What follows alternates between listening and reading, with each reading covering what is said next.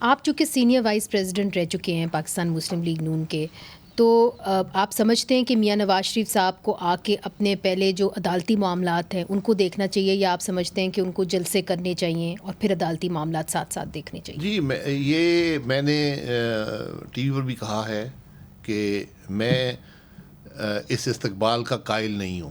اس لیے قائل نہیں ہوں کہ میاں صاحب، میں نے کہا، اس ملک کے سب سے سینئر سیاستدان ہیں، 40 سال سیاست میں ان کے ہو گئے ہیں.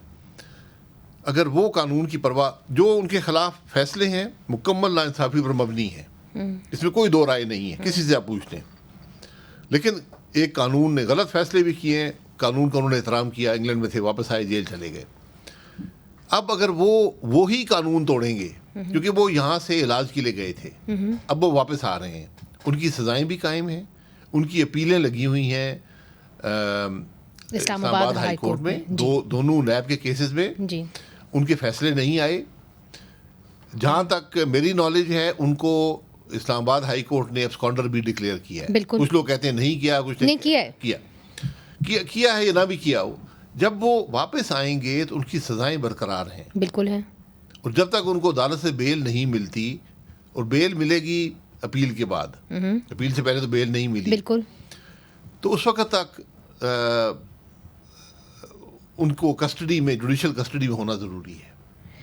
اب وہ اگر آ کے جلسہ کرتے ہیں، جلوس کرتے ہیں، اس کو کیسے کورٹس دیکھیں گے، یا قانون کیسے دیکھے گا، یا تاریخ کیسے دیکھے گی، یہ ایک معاملہ ہے جو پی ایم ایل این کو دیکھنا چاہیے، کیونکہ اس کے بڑے اثرات ہوں گے.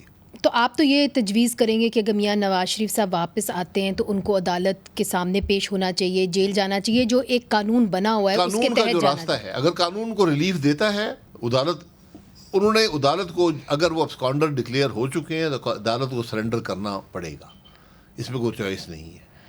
اور عدالت میں فیصلہ کرے گی کہ ان کو کیا ریلیف دیتی ہے، اور یہ گھر جا آپ کی بھی تجویز ان کو ہوگی؟